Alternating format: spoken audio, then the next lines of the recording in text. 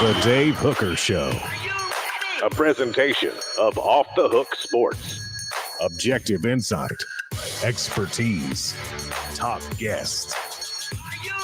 Available on YouTube, Apple, Spotify, and the Off the Hook Sports app. Download now for free. Also available on offthehooksports.com. I compute and obey. Now to Dave Hooker. Ready. Here we go. It is a Thursday. Josh Ward will join us for a fantastic conversation. Gambling picks as well. Today's tough question involves recruiting and more. Tennessee, South Carolina, the Vols' most important game of the year for recruiting purposes. I'm going to take it a step further after our 3:45 a.m. meeting. I think it's even more important than that. And also a top offensive line prospect, considering Tennessee cancels his trip to Oklahoma and will take an unofficial visit to the Vols this weekend. Is that a big deal? I'll go ahead and answer that. The answer is an absolute yes. Caleb, you ready to get rolling this morning? Let's get rolling, Dave. Let's absolutely do it. And it starts with what the H? What the? What was he thinking? Release the hounds. The Dave Hooker Show. Keep cool. A presentation of offthehooksports.com.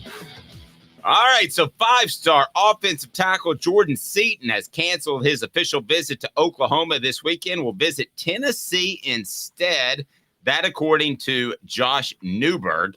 Seaton also plans to take an official visit with the Vols later this fall. You ask if this was a big deal. I will say this is a monster deal. I think it is absolutely huge. And I think the fact that you would take an unofficial instead of an official to any school is a big, big deal, especially South Carolina. This isn't Georgia, which sometimes you'll see prospects change their plans because of premier games. So let's say Tennessee, Alabama last year, I could see somebody doing this and rescheduling their official visit to Oklahoma. But I think Tennessee is in good with another offensive lineman, and they're in good with a lot of offensive linemen, which I want to get to. How big of a deal is this, do you believe, for Tennessee in the recruiting world, Caleb Calhoun? I'm with you. I think this is a huge deal. And you're right. People would bring up that, it's because it's not like this is the Tennessee-Alabama game that they're canceling Oklahoma-Iowa State for. It's this Tennessee-South Carolina game, which is a big deal from the perspective of the two schools, but it's not a game that stops the national college football world. You know what I mean? So he's doing this for an unofficial visit. And for the record, Jordan Seaton tweeted out in response an interesting line, which is he said, "The only orange I like," when he mentioned. Oh. So now I know Oklahoma's not orange, but that eliminates a lot of. But it's made up of, if you go back to your combination of colors in elementary school, it's kind of made up of red. Orange is made up of what? Red and yellow. So maybe sort of. No, I'm reaching. I learned that from watching Barney. Okay, sorry. Okay, so let's take a look at this for a second. I want you to break down and pull up all the schools he's looking at. And I know you know off the top of your head. But first, let's take a look at Tennessee's class, okay? Because I want to use this as a backdrop. Andre Carrick didn't work, okay? Andre Carrick as a transfer to the SEC did not work. I know he came from Texas. It didn't work. Was he a cast-off? Not willing to go that far, but it hasn't worked. You're going to have to be good on the offensive line through high school recruiting, not the transfer portal. I believe that, and I don't believe John Campbell's been great either. I believe that more than any other position. So look at where Tennessee stands right now, this visit notwithstanding. Bennett Warren, 4-star offensive tackle out of Texas, 6'7.5", 330 pounds.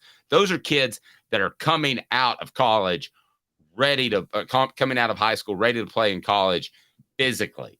As far as the other ones that Tennessee has, Max Anderson, an offensive tackle, again, Texas, 4-star, Frisco, Texas. Those are 2 4-star offensive linemen that Tennessee has lined up. If you add this young man to the mix, boy, you've got something special brewing on your offensive line. And as somebody told me, within Tennessee's football program, you need the guys like Cade Mays that step on campus, and he was ready to play at Georgia. He was ready to play when he transferred to Tennessee. The guy was ready to play in high school.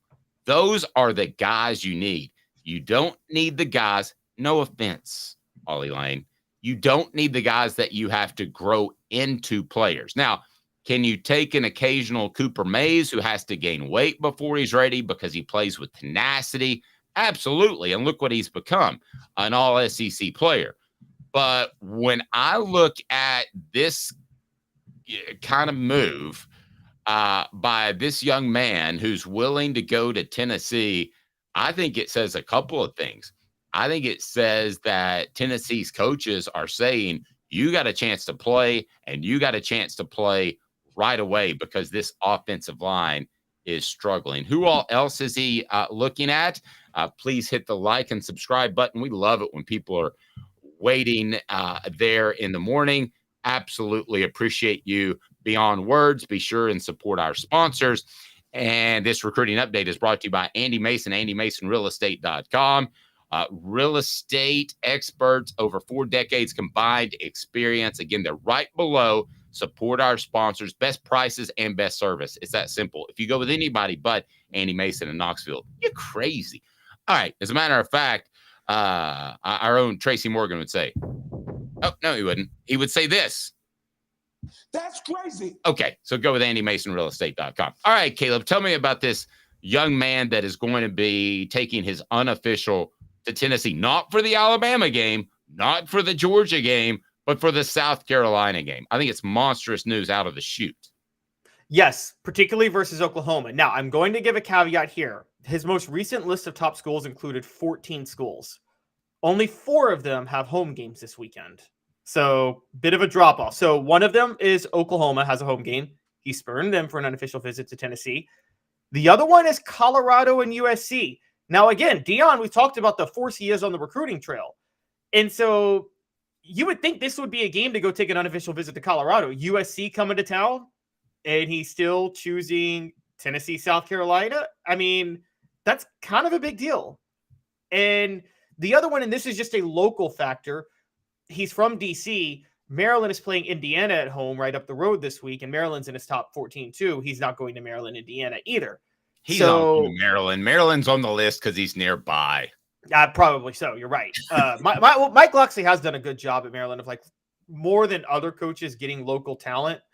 Remember Dwayne Haskins, rest in peace, had committed to Mike Locksley at Maryland in 2015 before Locksley left. So kind of an interesting connection he has there. Maryland was going to make a push with Under Armour money until they realized that Under Armour money was about 1/100th of Nike money. And Nike, that was their mistake. Yeah, and they were trying to be the Oregon of the East.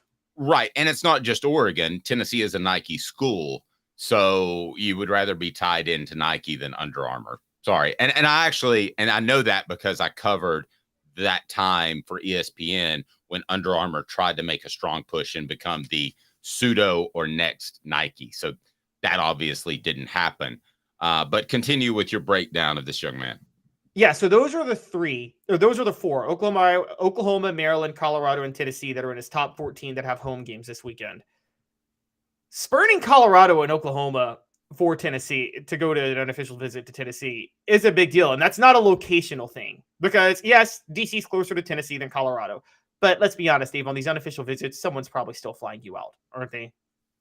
Well, yeah, somebody's flying you out. Here's the other thing to remember. And yeah, somebody's flying you out, or they're finding the absolute cheapest tickets, or they're giving you points or something and that sort of thing. Yeah, I mean, you're getting flown out. I think he's pulling out the Jordan Seaton credit card and paying for his own trip. So, and there's nothing wrong with that. I think you should be able to take unlimited official visits, quite personally, because it's the biggest decision in your life. And I can tell you, if let's just say 10.79 the game in Los Angeles and 104.5 in Houston, and 7:90 a.m. in St. Louis wanted to hire me, there wouldn't be a limitation of 5 visits that I could take. I would be able to go in an open market society and take whichever visits I wanted to take. So they should be able to fly him out. And if they're finding ways around it, they're good for Tennessee, good for any school, because it's good for the prospects. I'll always side with the prospects. But I think this is monster. And this is news that just broke right before we went on the air. So I think it's huge. Good eye by you. But Tennessee is going to have to build its offensive line through high school recruiting. I was talking to somebody within the program, and they talked about losing Darnell Wright, Jeremiah Crawford from last year. And then they talked about the potential. No, they still have Jeremiah Crawford. You mean Jerome Carvin? Jerome Carvin, excuse me. And it's the JCs that mix me up, and not Jesus Christ, as Pat McAfee. My initials are JC too, so you know. Yes. Okay. So, and they lose those guys, so they're going to lose Cooper Mays theoretically. Now he does have another year left. But when I was having this conversation in the offseason, you lose a Cooper Mays because he wanted to go to the NFL. We don't know what's going to happen with the injury, whether or not he might come back for another year. He does have another year of eligibility. So who else would you lose from this offensive line this year? You could lose. Don't you lose Jeremiah Crawford? I mean, again, it's so confusing with COVID. So Jeremiah Crawford, Cooper Mays. As far as starting, I mean, that's maybe Javonte Spraggins, but he could be back. Mays and Spraggins, I think, could both be back next year if they want to. I don't know if Spraggins should. Look, I think Javonte Spraggins could start in the NFL tomorrow. Here's the quote that somebody gave me from within the program.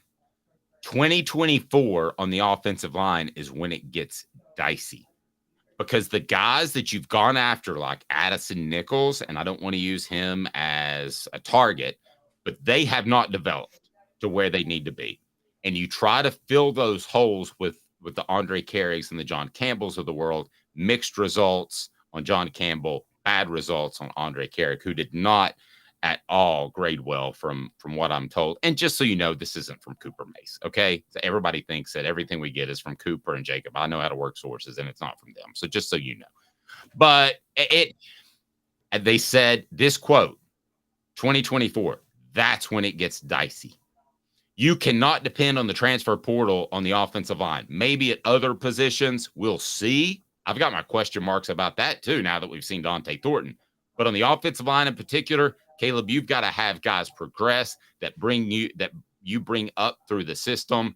You better not have an offensive line that's dependent on 2 or 3 transfer portal guys, because it ain't going to work. Yes, and here's the big point with the transfer portal. You and John Adams brought this up Tuesday, and I've come around to y'all. I want to add a caveat, but with the transfer portal, one, you still have to scout talent, because your best transfer portal guys are really good players at smaller schools that were just misevaluated on the recruiting trail and deserve a shot at a higher program. That's clearly where you get the best transfer portal players. The other situation for transfer portal players, now this is in general, there are exceptions. Hendon Hooker was an exception to everything I'm saying. But the other type of transfer portal player is they're at a big school, but they would like to play as freshmen or sophomores. They see a chance to play early at another school, not that they got beat out. Like, we're looking at Andre Carrick and Dante Thornton. They weren't waiting their turn at Oregon and Texas. They just got beat out for their jobs. I mean, that's just that simple. And actually, Dante Thornton was waiting out his turn, and a player ahead of him got injured, is why he got to play. But still, he wasn't overly effective. He had like 250 yards and a touchdown. Maybe we're part of the problem in overhyping Dante Thornton, but I think your transfer rate, I've said this in high school recruiting, guys. I think that your success rate in high school football recruiting is always 50%. You go back and look at almost any class, there are aberrations like Lane Kiffin's 2009 class that was a bunch of felons. But you look at pretty much any class, 12 out of 25, 12 to 14 are contributors. The other dudes aren't. And it's almost by the board. I'm to the point, now I don't have enough of a track record. I want to continue to see this, but I'm to the point where I think the transfer portal might be 25-75. 25% are successful, 75% aren't. I'm about Which to makes that it point. which makes it totally different from like the free agent market in the NFL, because I feel like high profile free agents are the 75-25, honestly. And this is where it's different. The free agent market and the transfer portal, it's not that their contract is up at a school and they're looking for a big deal. It's that they couldn't get the playing time they wanted at the school. That still applies even in the age of NIL. And that's what we're kind of seeing. And by the way, you talked about it with John Calipari saying, what did he said, tripping over nickels, chasing dollars, Chasing millions. like that. Chasing millions. Chasing millions. Yes. Think about this for a minute. If your North Star is just the NIL checks in college and not your NFL potential, you may not be as dedicated to work hard for your NFL draft slot. Thank you. You remember the saying used to be probably when you were young, but definitely when I was young, if I had $1 million at 18 and I invested it properly, I would never have to work again. Sorry, inflation, kids, $1 million ain't what it used to be. I mean, it's a good chunk of cash, and you and I aren't going to turn it down, but we're probably still going to come to work on Monday, right? Yeah. Exactly. I would put that $1 million away. I'd pay off my debts and put it away. I've thought about this in my head a lot. I'm like, okay, student loan debts here, debts there, cover these things, and then put the rest away and don't touch it. Yeah, it's like me when when I think about, man, what am I going to do when I win the lottery? Guess how many lottery tickets I bought in my lifetime? How many? 0. I'm not going to win the lottery because I don't buy them. But I do appreciate those that do, because it pays for our children's education. Today's tough question brought to you by Zen Sports. At least in Tennessee, that's where the money's supposed to go. Here we go. Today's tough question. Take a side. Take a stand. The Dave Hooker Show, a presentation of offthehooksports.com. All right, Caleb brought this up in the 3:45 a.m. production meeting, and I got to be honest with you, I rethought it afterwards, Caleb. So I'm going to throw a left curve at you, or left hook, a curve ball at you, whatever you want to call it. Is Tennessee, South Carolina, the Vols' most important game of the year for recruiting purposes? That is today's tough question. I'm going to change it. Is it even more important than that? And I'm going to tell you why it is. It's brought to you by Zen Sports, the new sports book in Tennessee, revolutionizing the way you earn sports betting rewards. That means no more deposit bonuses that turn into deposit nightmares. On Zen Sports, what you see is what you get. And with their cash rewards program, you get a lot of cash. For a welcome bonus, earn an unlimited 5% cash back on your betting volume for your first 15 days when you sign up with the promo code HOOKED. That's HOOKED. That's right. Unlimited 5% cash back. Keep betting, keep earning with up to 3% cash back on your betting volume every month after that, and refer friends to earn a percentage of their betting volume as cash rewards too. Zen Sports bringing the cash back to Tennessee. So if you bet big on sports, you want to be betting on Zen Sports. Zen Sports betting just got better. Gambling problem? Call 1-800-889-9789. Must be 21 and over and in Tennessee to bet. It's bigger than just the most important game of the year for recruiting purposes. It's the most important game of the year, period, in the discussion. And I'm going to tell you why. If Tennessee drops this one, they've already lost to Florida. They will be underdogs against Alabama and Georgia. You are looking at a potential 4-loss SEC team if things don't get back on track on Saturday. I think it is monstrous. Why don't you address the recruiting aspect of it first, and why you think it's so important? We went over that in the 3:45 a.m. production meeting. It is monstrous from a recruiting standpoint, because Tennessee, as the Celebrate 98 series will attest, was at their best when they recruited the Carolinas. So take me down that path with those that don't know. Well, it's half and that and half what you just said. I mean, the first half, just to add on what you just said, if they lose to South Carolina, you're going to lose to Alabama and Georgia, and you're pushing 7-5. You're fighting to not be 7-5 or 6-6, which would just wreck you on the recruiting trail in general and wreck all the momentum you've had that Josh Heupel built. So it's already the most important game of the year. I agree for that reason. Now, on recruiting specifically with South Carolina, look, guys, Tennessee is in a rare opportunity to really, really cash in. Clemson is struggling as a football program. I mean, we're seeing a program that's dramatically on the decline. I think Dabo Swinney did himself no favors railing against NIL and refusing to go into the transfer portal. And by the way, he can't get his credibility back with recruits. Dave, you know this. Like, the minute you lose your credibility, you really don't get it back. that red flag is there forever. So Clemson is sliding, and they are sliding fast. Believe me. South Carolina is still a wild card. Their win over Tennessee last year literally saved the program and kept it afloat. I mean, Shane Beamer might have been fired by the end of last year. I'm not sure he would have been, but they got about 4 blue chip recruits specifically because of how they finished the season last year. Period. End of story. They wouldn't have gotten them, and 2 of them would have ended up in Tennessee at a bare minimum. So South Carolina, Tennessee needs to not just beat them. They need to send the program into a death spiral, because if they need to beat the brakes off them. I mean, blow them out. Let everybody know last year was a fluke, because Tennessee and Josh Heupel need to make it clear that they are the better program. Josh Heupel and Shane Beamer took over the same year in 2021.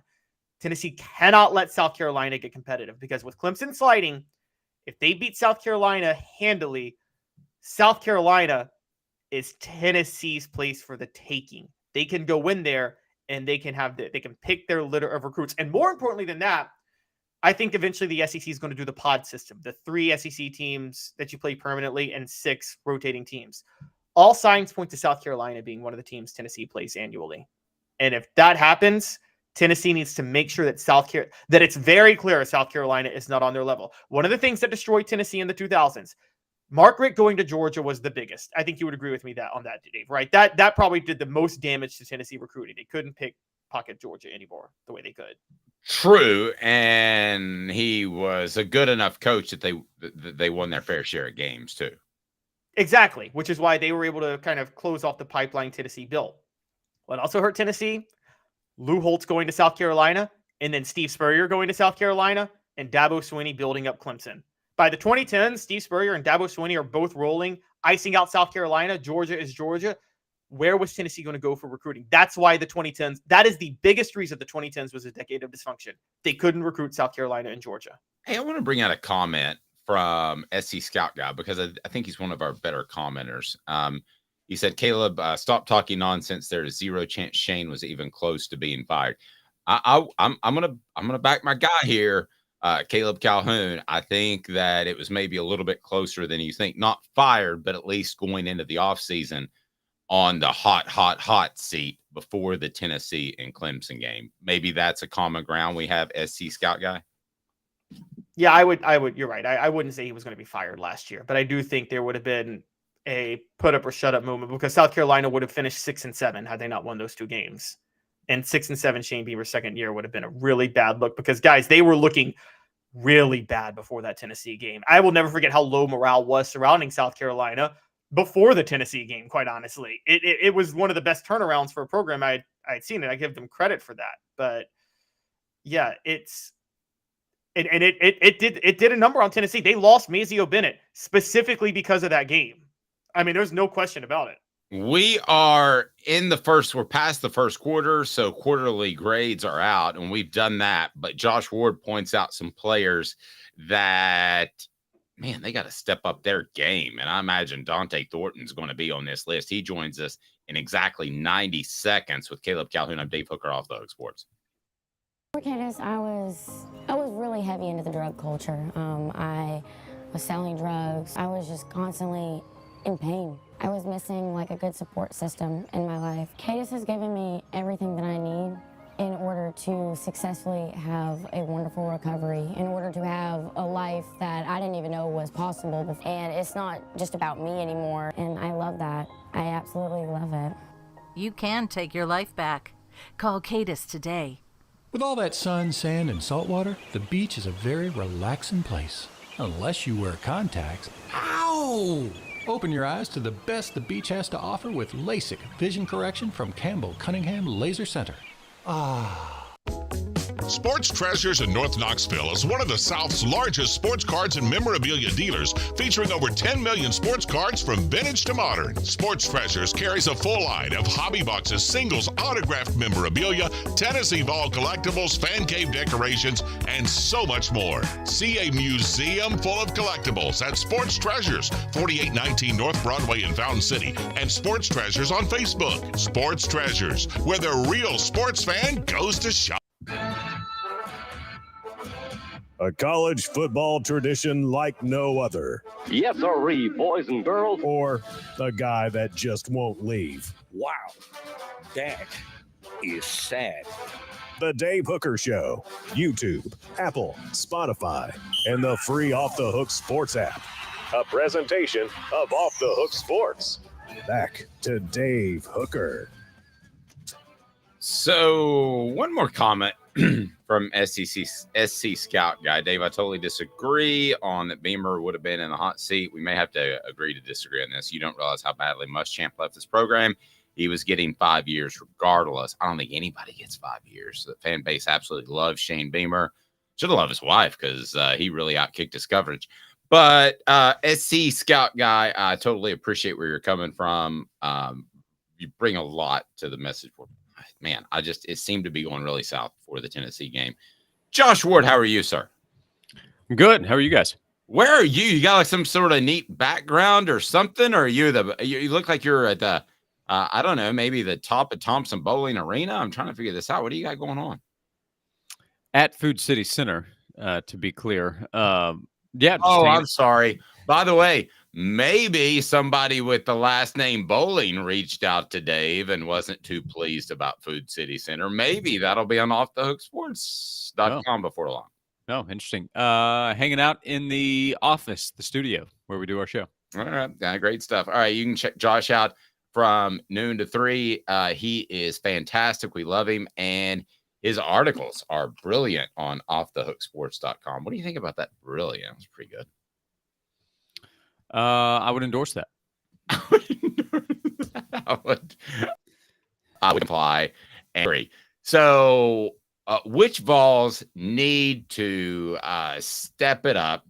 Let's go through these. You had Dante Thornton. I don't know if you had did you have these listed in order of, hey, really get your bleep together, or was it alphabetical or reverse order? How did you list them? Yeah, it's somewhat weighted. I thought Dante Thornton was pretty obvious. So that's why I kind of led the article with him, because he came in with so much hype and he is so physically gifted. A guy with his size that can run the way that he can.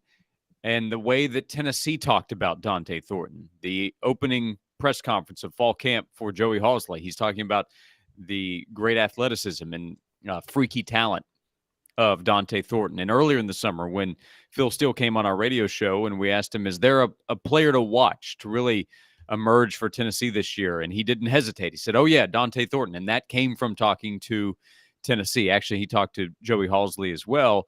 And again, you can see Halsley, you can see Thornton run and do everything that would excite a coach, but he just hasn't made the plays on the field. He's shown glimpses. The play that he made after not making a play against Florida, they went right back to him, and Joe Milton delivered a perfect ball for, I think, a 43-yard gain against the Gators, but a drop against Austin Peay that got him benched and just not stepping up and making big plays. This offense needs big plays, and Thornton has the physical talent to deliver that. Josh's appearance brought to you in part by our friends at the Hemp House, hemphousechat.com, hemphouse, the premier hemp dispensary online with a wide variety, great selection, and strict standards to ensure you only receive the best in CBD or Delta products. And they put this together for us, the Big Orange Crunch, which I believe Josh consumes on a daily basis, is what I'm told. Hemp House Chat with 2 T's.com. Maybe not, but they're good for relaxing.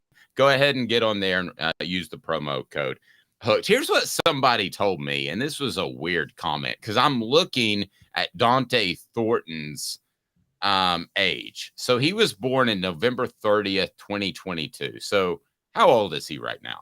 Somebody do the math. 2022. Don't you mean 2002? 2002. Yes, he was born last year. He's almost a year old. Yeah, in that case, he's overachieved, in my opinion. But November 2002, so he's about to turn 21. Okay, somebody told me, I didn't realize he was so young. And I wonder if this guy's still developing physically. And this is more of a long-term type of player as a transfer, as opposed to a guy that's going to fill an immediate need, a la Jalen Hyatt.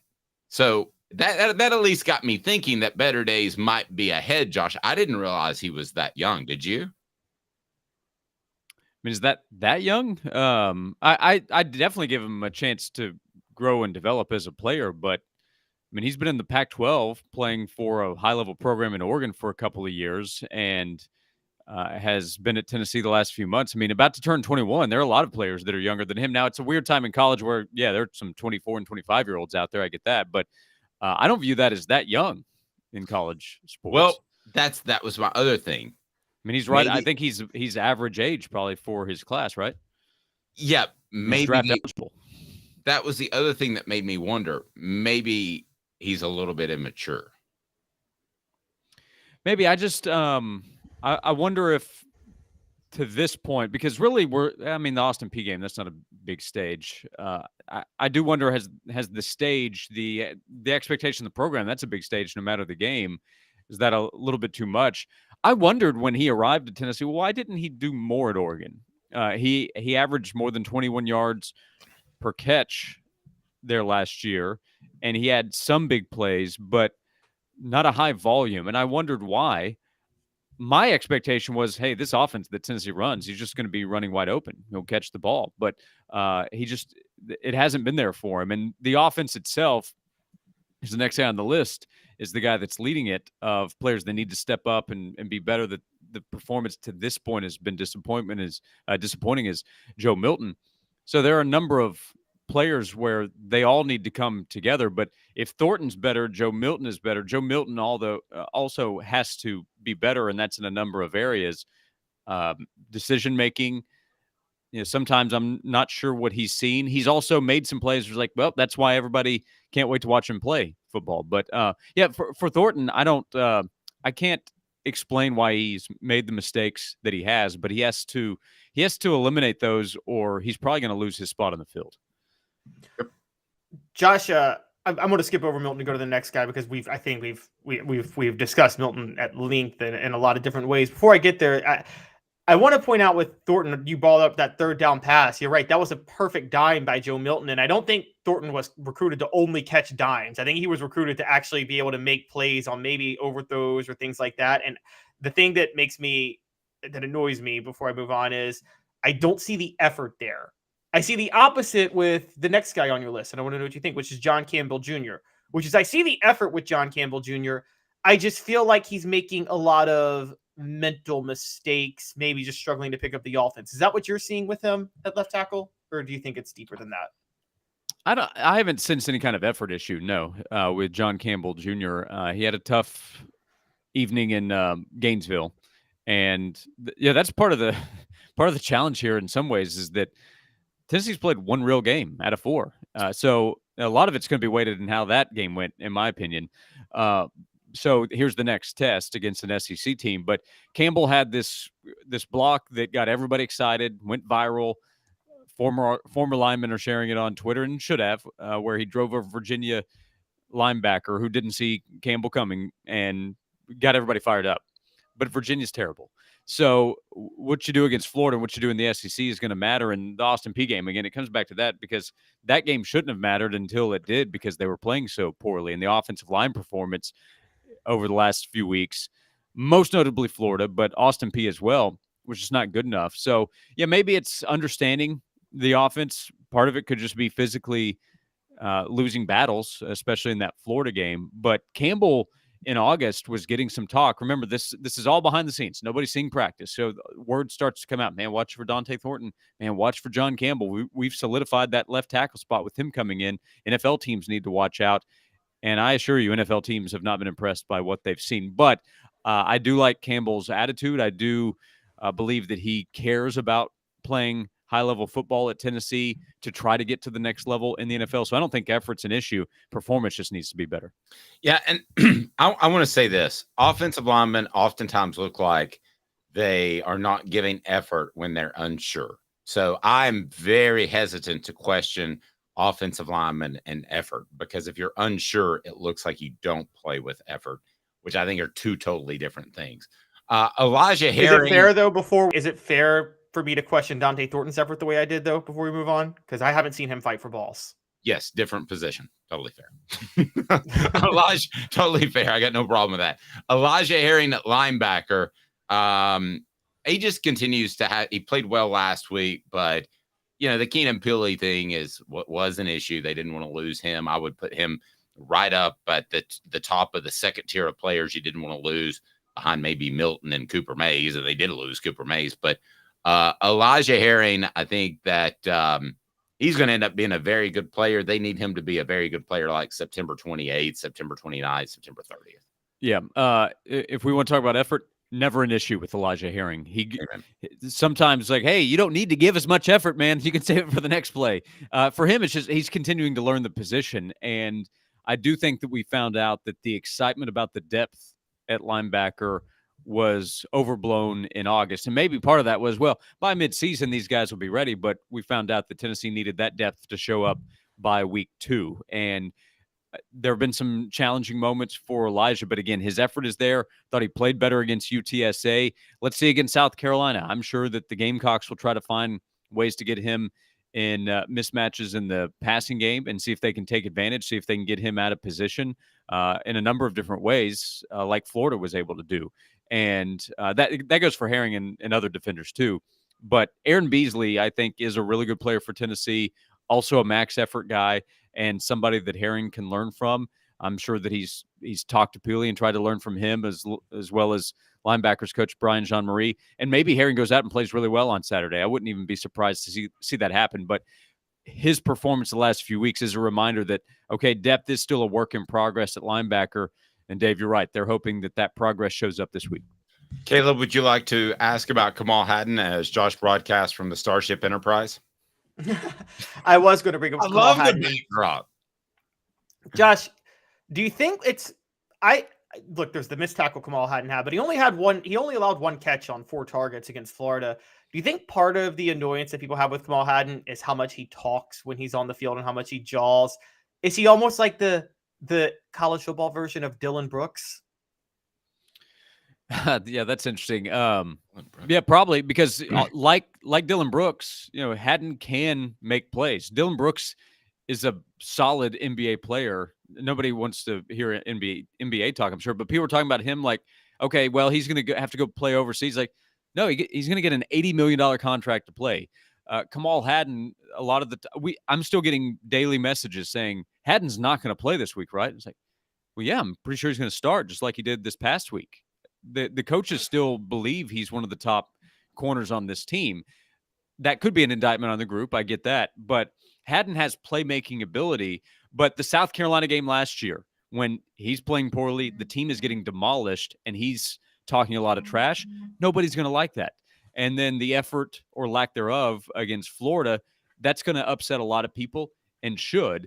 But, the reaction of, okay, well, then just play one of the freshmen. Sometimes that can lead to even more problems, not fix them. So he needs to play more consistent. And if he's not playing well, definitely doesn't need to be talking up to the other side of the field. But Hadden's a very important player. That's why he's on the list. He needs to be better, more consistent. But Tennessee needs him to be better and more consistent because he's going to be out there on the field. You include Dylan Sampson, but you started with slap a big asterisk on this one. Big asterisk. Yeah, it's not Dylan Sampson's fault. He's not playing well. I thought Tennessee against Florida he got lost in the shuffle, which is inexcusable. Yeah, and that's why I put him at the bottom of the list too, because Dylan would be more of an example of the excitement of what the offense would be during the offseason and during the conversation in August. Dylan's lack of opportunity at times, really we're talking about the Florida game, but also Austin P. I think he had 4 touches in that game, is part of the conversation. And that's why what he did against Virginia with more of a chance, and then this past week, is a reminder that he has to be involved in the offense. So none of it is Dylan's fault as far as I'm aware. I'm not aware of anything off the field that kept him from playing against Florida. Coaches just didn't include him, and we've covered that. That was a mistake. So as long as that mistake is righted, there is a chance for more explosion in the offense because Dylan has big playmaking ability. So the disappointment is not in Dylan. The disappointment is in him being on the sideline. Let me ask you from what you hear, because you're on remotes, you're out there and you take phone calls more than we do, I would imagine. And what do you hear from the community about Joe Milton, just in general? I feel like there's a back and forth. There's the side that is like, well, he's just not going to get it done, and people have decided that. There's also the side that wants to defend, and in some ways will go over the top in defending him and ignoring some of the responsibility on Joe's side as well for where the offense is at this point. So I find him to be a polarizing subject at this point in the season among Tennessee fans. That's whether I'm talking to friends of mine who are big Tennessee fans, or whether we're taking calls, or we have a text box where messages come in where fans can hit us up anytime. And I find him to be polarizing in how fans view how he's played through 4 games. The most polarizing since Casey Clausen, maybe? I thought Dobbs was pretty polarizing. A lot of people have forgotten how much they didn't want him to play at times. So Dobbs, I thought was, I'd say Joe's more polarizing. Dobbs, to this point, though, had also accomplished more. He was a better player, to be clear, than Joe. So I don't know. I just because of Joe's hype and Joe's talent, but the lack of results to this point, and a 5-star freshman behind him on the depth chart, plus the social media era, it's always difficult to compare somebody now versus pre-social media. Sure. I mean, Joe is right there at the top. Okay, so Josh, what about? I mean, I'm going to go more recent. I thought Jared Garantano was pretty darn polarizing. Or was that it polarizing? I think maybe everybody just wanted him benched. I don't know. Yeah, maybe for a short window of time. The problem is it became too over the top in the hate of Jared Garantano, because part of it with the depth chart, it was the opposite of this situation. We were I know there was Harrison Bailey as last year, but it started before that, 2019, when there's Brian Maurer and JT Shrout, and fans were too many fans were saying, no, just play the other guys. And I tried to explain, I understand your problems with Jarrett, but the backup options are worse. They are worse options. And it had nothing to do with Jarrett at that point. It's just, no, play somebody else. Or I guess it was all about Jarrett. So, yeah, for a short period of time, Jarrett was polarizing, and then so many people were just out. Josh's appearance brought to you in part by Herald Group Security Solutions. Leadership experience, specialization, addressing problems through unique mission-specific mitigation techniques. These guys are trained for like 60 days, and they want to protect your children and protect private schools. We're working towards getting them in public schools too, but they've already had a phone call and said, hey, my kid goes to a private school. I want you involved. That's Herald Group Security Solutions. They make your children safer. We've heard of the tragedies. Let's eliminate them. HeraldGRP.com. They provide security for private schools, soon to be public schools. Herald Group Security Solutions. So, Josh, do your listeners, ours don't, but do your listeners factor in that Cooper Mays, if he's in the lineup this year, brings a calming influence, brings an organizational influence from handling the line calls, or is it just, man, that Joe Milton's really terrible? I mean, I guess I'll ask the group. Okay. So Josh, if you have, what would you grade Jared? What would you grade Jared? Joe Milton to this point? Just overall A, B, C, D, F grade. Say C. Caleb? He's made some good plays, but he's not made nearly enough. Caleb? Yeah, I'd say C in the sense that I'd say C because of his pocket presence. Again, I don't think he's taking advantage of his strength and his legs and his ability to run the way he should. Okay, I'll say C too. Does anybody disagree that he's a B at least if Cooper Mays is in there all month? Josh, I'll start with you. Joe would definitely have a chance to be that. So no injury, no problem. Cooper's just out there playing. Nothing happened. Nothing. Yeah, I don't know how high my confidence is that that's the case, but if you tried to sell me on it, I'm sure I'd buy. Okay, Caleb, am I crazy? I think he'd stay at C. I don't think his stat line would be much different. I think it's just the running game in general would have been better against Florida if Cooper Mays were in there. I think Tennessee would have ran the ball a lot better. Yeah, part of the issue here, again, I know I've mentioned already, is that the competition's been so awful. So for us to have this conversation after these kinds of games, I mean, this is as weak of a non-conference schedule as I can remember Tennessee playing. Virginia is not a Power 5 level opponent. I know what conference they play in, but they're not Power 5 quality.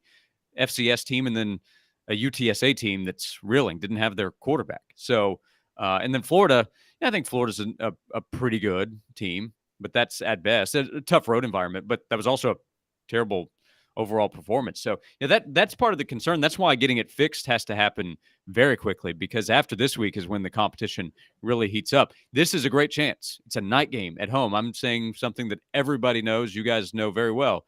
This is the spot against a team that's been terrible defensively. So if it doesn't happen this week, if it's not better than a C performance at home against South Carolina, then I have no confidence that we're seeing a B or better level of play the rest of the way. Yeah, I agree with what Darla said. Come on, look at Tennessee's schedule so far. It's a joke, and it is. I feel like we're talking about an NFL team, Josh, that's 0-1 after 3 good preseason outings. Yeah, for sure. And not even good preseason outings. There was one bad one, Austin Peay. yeah, right. Because remember the talk leading up to that game that we were all having is, okay, here's what Tennessee will do. Can they score 50? Can they score 60? When does Nico get in? How much time will he get? Will he get a whole second half? And he didn't get to play because the first team offense was so bad. As I mentioned in the article, as we continue to talk about, that wasn't all Joe, but Joe was part of it for sure. And if he had played better, they score more points and have more success. So others need to step up. And it was that game, right, where Jabari Small had a bad third down drop. Keaton had a fumble. The drop I mentioned by Dante Thornton. So other players have to step up and they have to be better. That includes the offensive line for sure. That includes the receivers helping Joe out at times. But I mentioned in the article as well, I think it's crazy that he has the strongest arm in the country playing in this offense, which can be the most explosive in the nation. And he's last in the SEC in yards per attempt. And my thought was, okay, well, maybe it's because of so many quick passes to the outside in the screen game. He's 11th in the SEC in completion percentage. That just can't be all on everybody else. Josh, I know it's the next game. We say it's the most important game. And if you and I, and when we have done a show with regularity, I'm usually the one that's outlandish and you bring me back to the earth. But so you may have to do so right now. So I think this is the most important game right now on Tennessee's football schedule, because if they lose this game, they're going to be underdogs against Alabama and Georgia. We discussed this earlier. It's also huge in recruiting, because if you can win in the Carolinas, you can win a national championship. Tennessee proved that in 98. And I believe this is a monster game for Tennessee. And is that hyperbole or am I right? I think it is. I think it's more because of the timing and the schedule, but also the opponent. Because if Tennessee loses this game, and they've played 2 real opponents, and they're 0-2, and the one where they're a big favorite at home in a night game where everybody's amped up and the environment is all on Tennessee side and they can't win it, you know how long the next 2 weeks are going to be leading up to the Texas A&M game? And will there be an opportunity to right the wrong? Sure. That's not a great one, not a great opportunity. So if it were Georgia week, I wouldn't say it's as important because Tennessee would be the underdog going into this game. So a loss would be expected. And then we'd look at future games, say, oh, well, they got South Carolina coming up. And I saw the comment, Carolina's a good team. They've had a brutal schedule. Carolina has been tested a lot more than Tennessee, and they're an okay team. I think they're a real opponent that Tennessee better be ready for. Better than Austin Peay, better than UTSA, no doubt about that, and obviously Virginia. But this is one Tennessee just has to have. And people will happily forget very quickly. Nobody's going to care about 11-2 last year if Tennessee's 0-2 in the SEC. So the next 2 weeks will be rough, and the season could get rougher because the competition is tougher after this Saturday. So got to win this one. Great column, offthehooksports.com. Look for Josh's column on the guys that need to step up. Can't thank you enough. Josh, have a blessed day, sir. Hey, you got it. Thanks a lot, guys. He Have a is good one, Josh Josh. Ward of WNML. His appearance brought to you in part by City Heating and Air Conditioning, 50 years in East Tennessee. Integrity matters. Don't trust a fly-by-night HVAC company to tell you that you need a new unit when you could save thousands. Support our advertisers. We greatly appreciate it. And they're right down below, no matter where you're watching or viewing. Yeah, Caleb, this isn't your run-of-the-mill game. You know, Tennessee beating Florida, then you could say they could perhaps slip up in a game versus a South Carolina or an A&M or somebody else. But in games that they're double-digit favored as, you cannot, from a recruiting standpoint, from an overall program integrity standpoint, you can't slip up in this game. You just can't. I'm going to say this, and I haven't said this yet, but I thought about it more as we talked the South Carolina game. Dave, you remember before spring practice when you changed your tune after spring practice because of Joe Milton, but you were making predictions back in the winter that Nico would take the job in October. Well, September the 30th is Saturday. That's Tennessee's last game in September.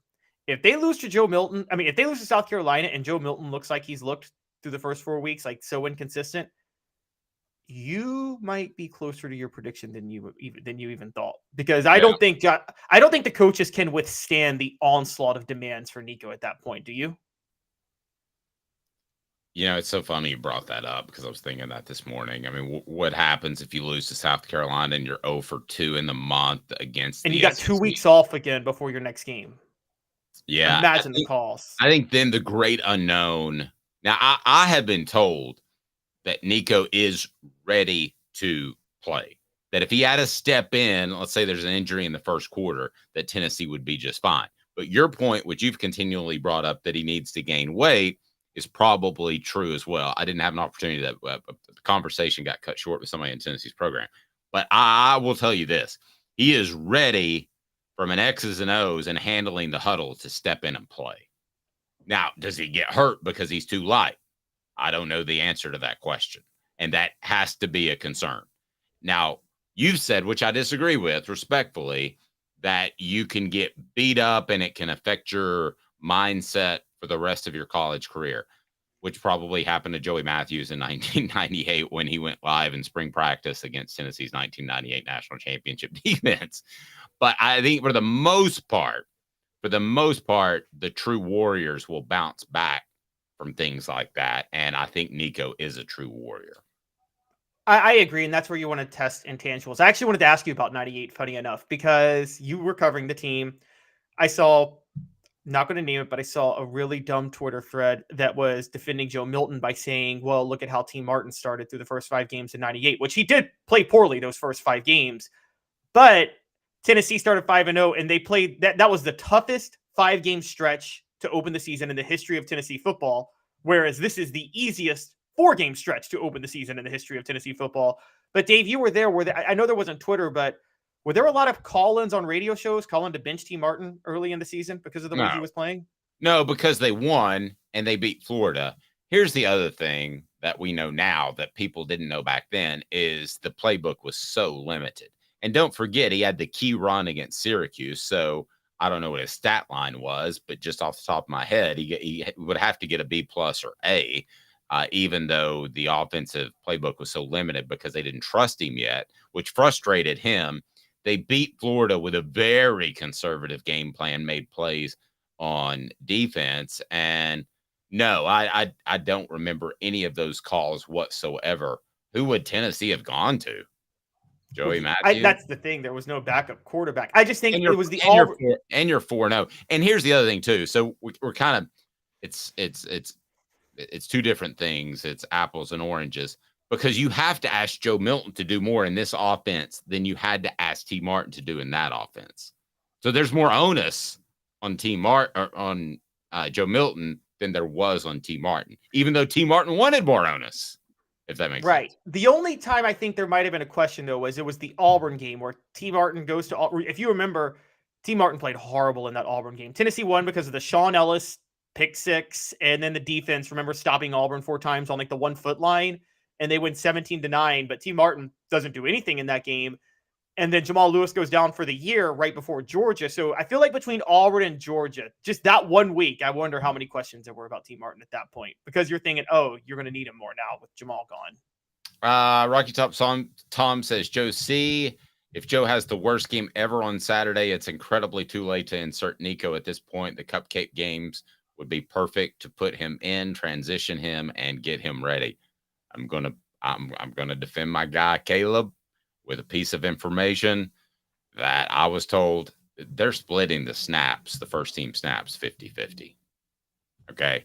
So usually it's like 70-30. So don't. And I got a history lesson for Rocky Top Tom for that question. Who did Peyton Manning get his first start against? Auburn? Anybody know? No. 1994 against a 3-0 top 25 Mike Price-led Washington State team that had the number 1 defense in the nation. That was Peyton Manning's first start. You're telling me you got to give freshman quarterbacks cupcakes? Yeah, there you go. Here's one from Darla. Darla, who is the third string quarterback, asking what happens if we lose both quarterbacks? You don't want to know. I mean, I love Gaston Moore. I love Navy Schuler. I think they're great individuals. But this is a team that went into this season with 2 quarterbacks. And that's going to be the new mantra nowadays, because quarterbacks are going to transfer if they can't play. The old days of having 3 or 4 quarterbacks that can go out there and play, they're over. I mean, coaches used to tell me all the time, you want a quarterback in every class. Well, that sounds great. But it was stupid back then. It wasn't going to happen because guys knew that you already had a good quarterback room. T. Martin, the exception of the rule, came to play behind Peyton Manning. And you're not going to have that anymore. Guys are going to cruise on out. I mean, if Joe Milton were lighting it up right now, okay, if he had 180 quarterback rating like Cam Newton does instead of 140, which we tried to compare Cam Newton and Joe Milton yesterday, there's a big difference in the way they throw the football. But if he had 180 quarterback rating and led the SEC, you know what the conversation would be right now, Caleb? Heisman? That, and do you think Nico might want to transfer? I mean, you think he's upset or something? I mean, I know Joe's gone after this year, but every single quarterback that is a freshman or sophomore or junior that is behind a quarterback that is a sophomore or a junior is thinking in the back of their heads, I can always transfer if this goes south. Rocky Top Thomas, some love. Look at him. Love you, John C. You the man. By the way. Yeah, I still have to push back on Rocky Top Tom because it was Washington State. Not Washington they played. Fight. I'm ready to fight. Washington State, going into that Tennessee game, had beaten UCLA, who, by the way, beat Tennessee to open the season that year. And they beat Illinois, a top 25 team at that point. So they were 3-0 with 2 top 25 wins, including a win over one team that beat Tennessee. So... as far as my third string quarterback comment, Darla says, oh my. Here's what happens if they get to the third string quarterback. You give Josh Heupel a total pass and pretend 2023 never happened. And next year will be his third year that you can truly judge him. If and then he doesn't have an offensive line, so then it's great. If they lose both quarterbacks, that ain't happening. Can Cam can Cam throw an orange over 130 yards? I don't think so, but maybe he can because we know that Joe Milton can. So coming up next, we got this Dan Lanning, Deion Sanders, Colorado, Lou Holtz, Ryan Day firing at each other. Does the sport need more of this? Yes, I love it. I would love for Josh Heupel to take a shot at somebody. And also, we've got some gambling picks as my guy, Caleb Calhoun, is going to make you money. You give us 2 minutes, we give you the world right after this. Stay tuned. Off the Hook Sports.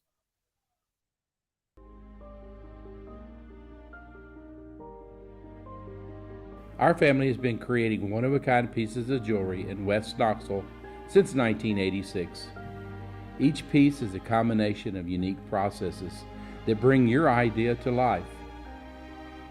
Every day in our shop, a truly special item with a story all its own is being manufactured in our facility. bringing the history and family sentiment into a whole new generation of life. We're grateful that you chose us to be Knoxville's best jeweler, a title that we value and respect. Because to me, being a jeweler and owning a jewelry store are not the same thing. I'm Rick Terry. I'm a jeweler, and we want to be your jeweler. Kingston Pike and Campbell Station Road in the heart of Farragut, and downtown on Gay Street right next to the Tennessee Theater. Hi, Mike Davis here with City Heating and Air, reminding you to always dare to compare. Our team provides quality local heating and air service, installation, and maintenance across East Tennessee. We use only the best equipment like American Standard heating and air conditioning for your residential, new construction, or commercial needs. Honesty, dependability, and customer satisfaction have been the cornerstones of our business since 1961. City Heat and Air. Dare to compare. These mountains hold and defend a spirit far better than moonshine. A drink that holds flavor, that becomes necessity. A hard cider made and relished by folk who are as hardy as they are legend. A refreshment that can only be found in one place. With a taste that makes you say, give me 3 bottles of the good stuff. Tennessee Cider Company, where necessity can be found. Who's this guy? Hello, wizard. The Dave Hooker Show. Who? A presentation of Off the Hook Sports. What? YouTube, Apple, Spotify, and the free Off the Hook Sports app. Back to Dave Hooker. Folks, Rick Terry Jewelry Design, they do such great work. They can create a masterpiece for you. But I also want to tell you this. They do jewelry design, and they do it fantastically well. But if you're looking for something for your loved one, and I know we're primarily probably male-centered here, but we love you, Darla, for being online. You need to go to rickterryjewelrydesign.com because they have the fire opals, and they're very affordable game day jewelry, a Tennessee tradition. The game day jewelry, the fire opals, rickterryjewelry.com. They want to be your jeweler, and affordable game day jewelry is pretty darn awesome. So please check them out, support our sponsors, and let them know that you heard about it from Off the Hook, and we greatly appreciate that. It is time for 4 Downs, and we're going to talk a little bit of trash talking, which I love. If I could change anything about Josh Heupel, it would be a little bit more trash talking. Here we go. 4 Downs now is brought to you by our friends at Sports Treasures. 4 Downs. 4 questions.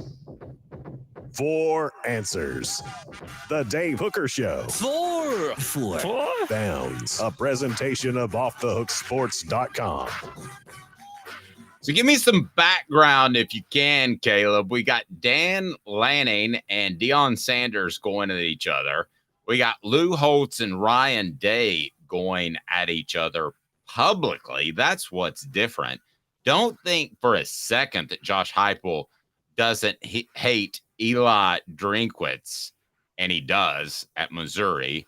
And don't think for a second he didn't run the score up last year because he hates Eli, I need a new haircut, Drinkwitz. So my questions with 4 Downs is going to be all about trash talking. And Cooper Mays first will tell you that you need to do this. Cooper Mays here. Hit like and subscribe. And turn your notifications on. We're almost at a big number on YouTube, so please subscribe. If you haven't, tell a friend today. We'd greatly appreciate it. What's happening with Dan Lanning and Deion Sanders? Give me a backdrop before we start rocking with the 4 Downs. Brought to you by our friends at Sports Treasures, carrying over 5 million sports treasures and so much more. Follow them on Facebook for the best sports memorabilia, ball stuff everywhere. They had a Hendon Hooker signed helmet. It's awesome. Go to Facebook, Sports Treasures TN. Caleb, give me some backdrop on Dan Lanning and Deion Sanders. Okay, so starting with Lanning and Sanders, they're not as much going at each other. It's more about people going at Dan Lanning for what he said about Colorado. So, for those who didn't see the pregame speech, Dan Lanning said They're fighting for clicks. We're fighting for wins, which I always joke was hypocritical because Oregon is literally built their program based on clicks with the jerseys. But sure, whatever. He defended himself afterwards, basically talking about like, you're taking a 15-second clip and saying he respects Deion and things like that. But Colorado turned out to be doing a lot of trash talking before the game. They did something Georgia did to Tennessee in 1999, which is Colorado players went to midfield where the O is, and like started dusting on it and like scratching it and jumping on it. You had some players trash talking, saying, I think Shedeur Sanders, or was it Deion's other son, that basically said, they were going to knock you out, and then that player got knocked out of the game. And so Oregon released a video on Tuesday, a 5-minute video just bragging about how they shut down Colorado. And in it, they included all the Colorado trash talk before the game, which led to Dan Lanning saying they're fighting for clicks, we're fighting for wins. So let me ask you this. In the end, Deion was talked about. So what down, Coop? Coop here. First down. We're talking about it. Did Deion win that verbal battle just because we're talking about it? He didn't win the game, but we're talking about it. I don't think he won the verbal battle. I don't think he lost it, though. I don't think it hurt Deion. I just think it helped Dan Lanning and Oregon. I think it helped Dan Lanning and Oregon to say, hey, we're here too, and we're running the show right now. And now you got, for the record, also to defend Dan Lanning, is no different than Tennessee back in the day, and they probably still do, saying we don't give a you-know-what about the whole state of this program that we just beat us from. So. I think Deion believes that any publicity is good publicity. I think he believes that he won that battle, and I tend to agree with him in the PR sense. He came out and he was very smart about the way he said that his players didn't play like he thought they would, but that's all on me as coaches. It wasn't like the butcher throwing his players under the bus. I say Deion won that battle. Second down, Coop. Cooper Mays here. Second down. All right. Give me the next situation where we've got some Lou Holtz talk. By the way, I believe the only one of 5 coaches to dog cuss me is Lou Holtz. I've tried to do a picture with his accent. Can you do a Lou Holtz impression? I can do a little bit. So after the interview, I didn't know that he just had 10 minutes. So we went like 12 or 15, but a good 5 minutes of it was talking about his wife, and she was battling cancer at the time, and how I would keep him in my thoughts and prayers and that sort of thing. And at the end, I wish I'd have kept recording, but I hit the stop button. He goes, "This is just ridiculous." He said, I said I had 8 minutes or 10 minutes or whatever it was, and you went 15 minutes. People just taking advantage, and it's terrible. And this is awful. This is what's wrong with media. And I can't remember if he actually cursed or not, but it felt like he did. So what's going on with and I couldn't understand what he said. Lou is such a great guy. He could whip anyone's butt. No, he couldn't. I could take Lou Holtz. So, and I could at the time. So what's going on with Lou Holtz? Okay, so Lou Holtz last week ahead of the Notre Dame Ohio State game, and we know Lou Holtz is a Notre Dame homer, but he said Notre Dame would have never left Notre Dame if Randy Moss could have gotten in school, for the record. I could see that. Said that Notre Dame's the better football team. He said they're the tougher football team. Ryan Day came out after the game, and the first thing he said, literally moments after Ohio State won. By the way, Notre Dame was the tougher team in that game. Ohio State was lucky to get that win, and I think you agree with me on that, Dave. Like, Notre Dame was the tougher team in that game. They just were poorly coached at the end of the game. I agree. And Mookie Mountain Red said, "What I would have replied, F off then, Lou." Honestly, it's one of those moments that you have a great comeback like 2 minutes after, and I had that comeback, but I was so stunned I got cursed by Lou Holtz that it kind of took me off my game. Go ahead.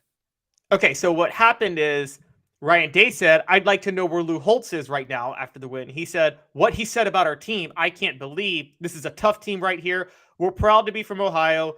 It's always been Ohio against the world." By the way, I also hate it when people say that. You're Ohio State, you're a blue blood. It's not you against the world, okay? Stop. I hate when people, it's like when the first round draft pick plays well and they're like, "Nobody believed I could do this." No, everybody believed you could do it. Just shut up, okay? But that always annoys me. But Lou Holtz came back and said, that's his choice. He doesn't want to talk about Michigan because he's 0-2 against Michigan. He's a great coach, which he's not 0-2. He's won a couple of games. He's done a great job, but Lou Holtz then pointed out how the flow of the game went and that Notre Dame was the better football team and more physical in the game. So Ryan Day, Lou Holtz going at it. Dan Lanning firing people, firing his team up, saying Colorado's all about clicks. Dion being Dion. You just got a lot of chirping going on in Colorado. I love it. You know? So in second down, I ask you this question. Lou Holtz, was he the worst college football commentator in the history of broadcast? The answer is yes. I mean, there was another Notre Dame coach who I wasn't as big of a fan of, who followed him, his successor, Bob Davie. Oh, God, he was bad too. But Lou Holtz was everywhere. So that was the problem. He was everywhere, and he was bad. I agree. He was respected for his coaching stops. He's kind of and got one national title out of it, which congratulations, 1988, you got your one national title. But I mean, yeah, he's kind of seen as some sort of Mount Rushmore coaches, which he's not. But good gravy. If you saw that team that played in Neyland Stadium and the talent they had and the miracle at South Bend, he should have had 2 or 3 national championships. He's kind of along those lines of who was the coach who just had one we were just talking about yesterday that should have had more? If you remember, tell me. What down, Coop? Tennessee center Cooper Mays here. Third down. Ryan Day, is he insecure? And should every coach be insecure that coaches one of the premier programs in the nation? Because there's not a great football team right now in the nation, period. End of discussion. There's not a great one. Every coach should be insecure. There is not a great football team that's dominant right now. I think a little bit of insecurity, you're right, exists in every coach and should. I think that I don't want to say you should tune out the noise. I think coaches, I hate it. I think it matters that I think it helps coaches to take, what's that old school thing? Tune out the noise and focus on what you can do. How did Michael Jordan become the greatest player ever? He did not tune out the noise. He used the noise as a motivating factor for him to take things personal. Sure. Yeah, but he also didn't say it publicly though. Oh no, he just said it to their face, in the game. Yeah, and he said it behind closed doors. I think to come out and say it like Ron Day did, I think he's insecure about his team. Oh, I agree, because he's worried that this is the only way he can get headlines as opposed to actually winning a national title. Well, and forget the quarterback he had last year, CJ Stroud. I think he was a little bit better than you and I particularly gave him credit for. He's looking that way early in the NFL. But I mean, how many quarterbacks have we seen look good their first 2 weeks in the NFL? And then I agree. I'm not completely jumping off my CJ Stroud is average bandwagon, but I'm got a foot off. Let's put it that way. By the way, Tennessee Cider Company, the original cider company, before we get to fourth down of the Smoky Mountains, use the promo code HAT to receive some free swag. You can order almost anywhere in the United States. And if you use the promo code HAT, you get a free hat to go with any order of the delicious cider. And we're working on having a cider named after me. I think that would be cool. Just an off the hook cider. Wouldn't that be sweet? A Hooker cider would be great. Yes. I've had a Hooker sushi roll, and I've had a Hooker margarita. So I think this is the next step in the progression. I think it's a natural. Fourth down. All SEC center Cooper Mays here. Fourth down. Would you like Josh Heupel to be more of a talker? Yes, I would. Bleep, yes, yeah. I would. Yeah, I'd like a little Spurrier in him. Just Heupel. Because here's the thing with Heupel. You bring it up. He exudes cockiness, even though he doesn't say anything. He exudes cockiness and confidence more than most coaches. But it's a weird thing because Spurrier exuded it, but then Spurrier had his mouth, and so you kind of knew that he was a little cocky. But Josh Heupel's like James Bond. James Bond comes into a room, and he has competence. He could take most everybody in the room. And not fighting, but from an offensive schematic standpoint. But he's just quiet. Josh Heupel. That's how he is. And he doesn't come out and call people out. He takes the brunt of it. He says it's my fault. I'll fix it. He doesn't throw his players under the bus. He is the James Bond of college football coaching. What about that analogy? You didn't see that one coming at the 3:45 a.m. production meeting, did you? No, that's a great one. If he's the James Bond, who's the Austin Powers? And I mean, a total goofball who's treated as some sort of genius. Shane Beamer. No one's sitting there saying when Shane Beamer speaks, I listen. No, I'm saying like, because the whole joke was Austin Powers had no swag, but was getting all the girls. It was a spoof off James Bond. So who is the guy that is treated with reverence and doesn't deserve it because he's a total like just I don't know. Let's get on the message board. Who is that guy? Okay, yeah, who is that guy? It's not. Oh wow, I hate to say it.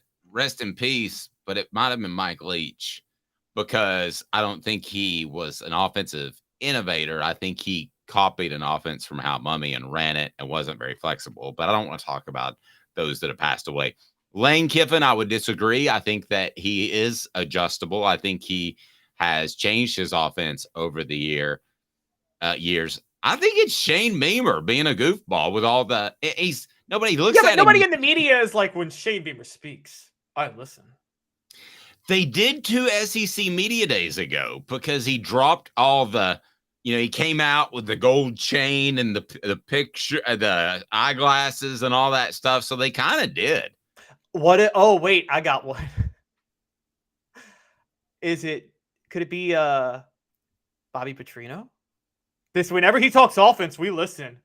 But his offense haven't been that good. Yeah, and he's got a penchant for the ladies. He does. And then also, I would say, I don't know if this would have applied 7 years ago. I don't know if it applies now, but there was a point Chip Kelly was in this list.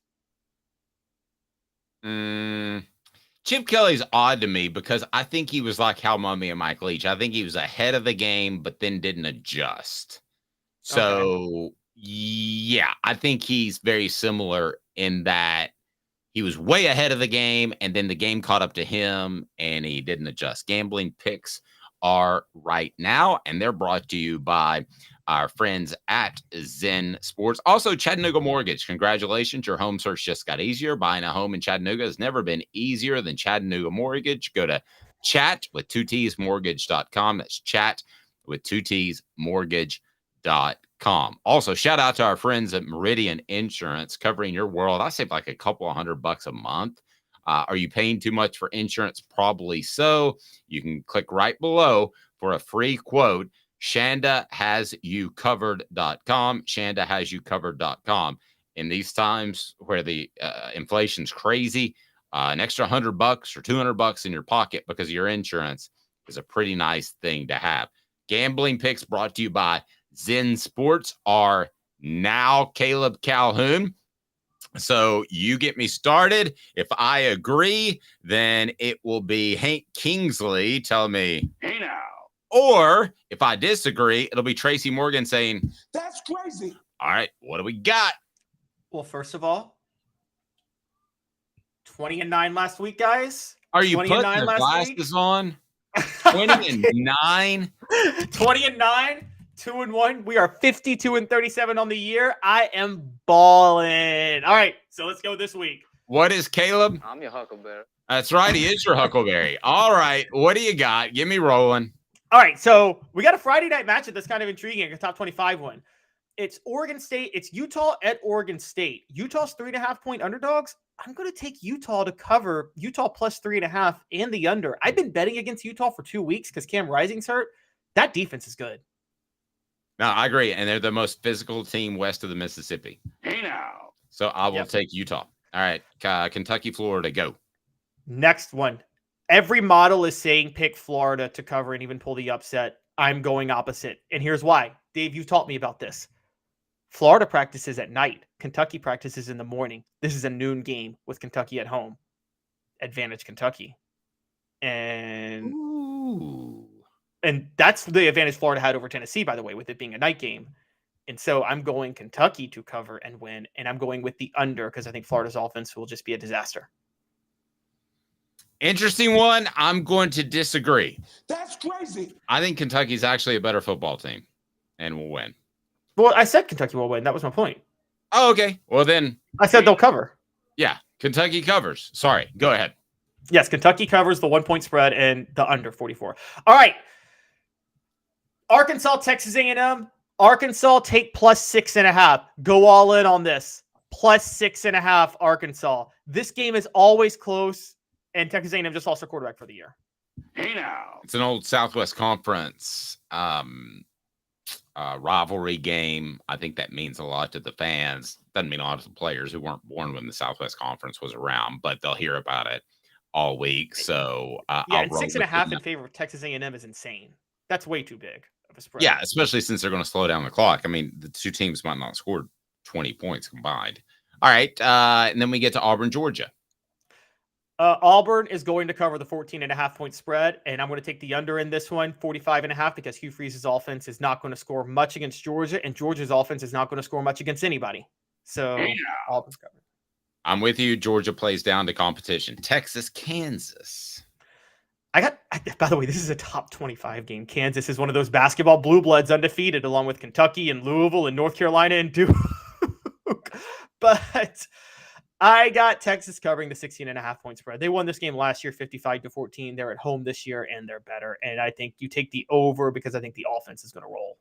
I think Texas should be in the conversation of teams that could win a national championship. I'm close to that, so I will agree. Hey now. All right, Vanderbilt, Missouri. All right, Missouri has 2 quality wins under their belt, the best resume in the SEC. Funny, but you know them. They're so unpredictable. Them going to Vanderbilt, and so is Vanderbilt. I feel like Vanderbilt will lose, but it'll be like a 1-score ugly game, and I'll take the under. I hate to say it, but I think Missouri covers that number. That's crazy. So Tracy Morgan agrees with me. All right, what do we got up next?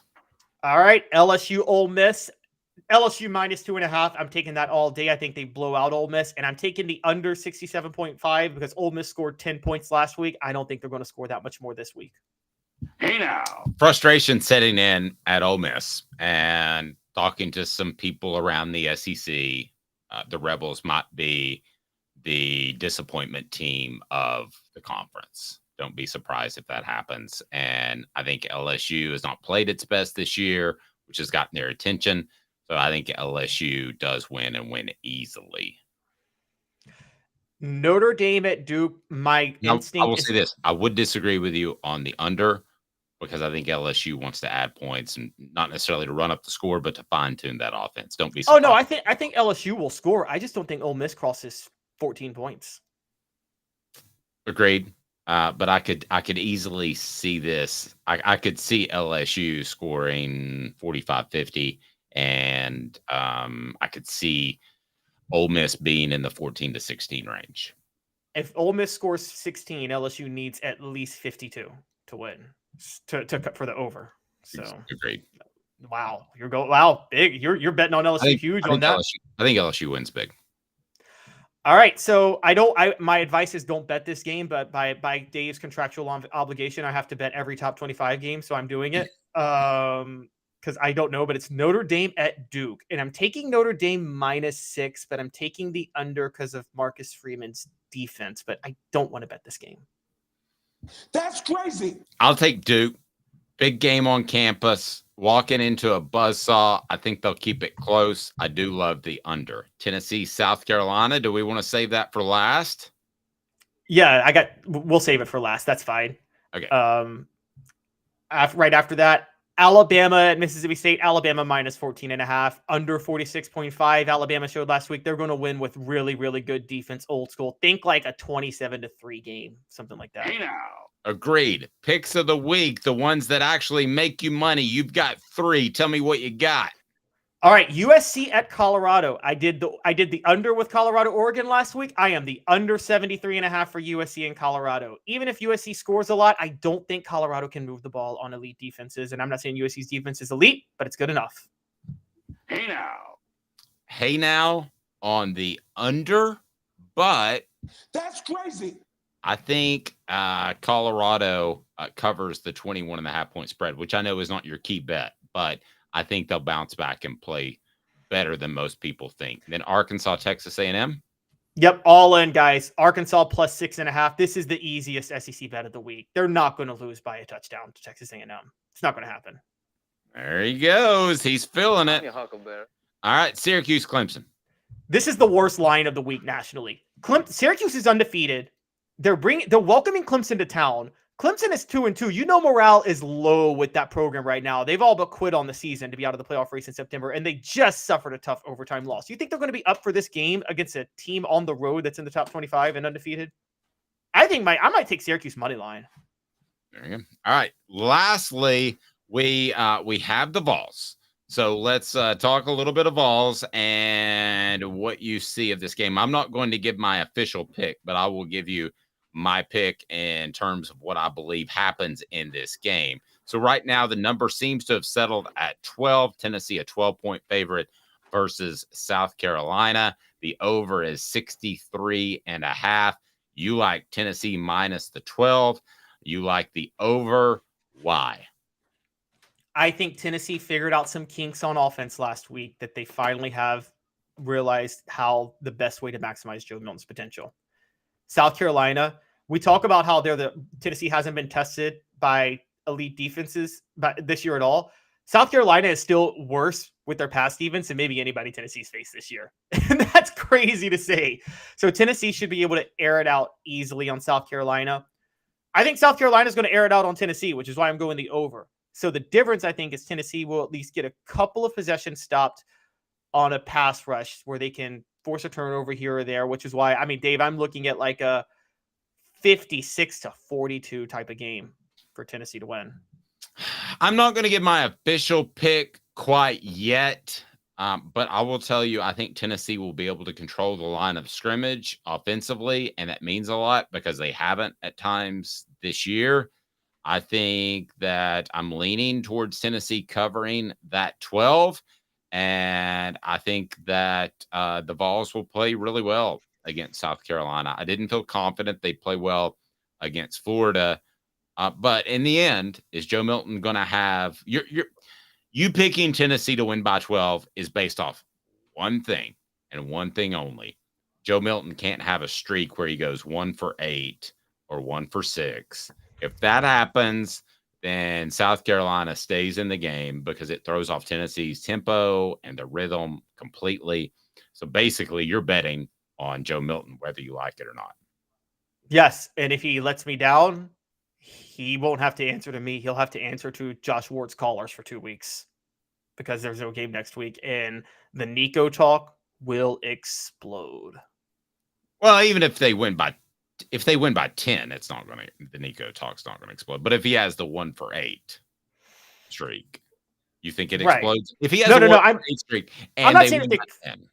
No, I'm not saying if I'm saying if Tennessee, I'm not talking about whether or not Tennessee covers. I'm saying this is just, at this point, I'm talking win or lose. If Tennessee were to lose to South Carolina and Joe Milton has the 1 for 8 streak, I don't think he comes back from it. I don't think there's a possible way for Joe Milton to bounce back for that, Dave. I'm going to be honest. Yep. Interesting.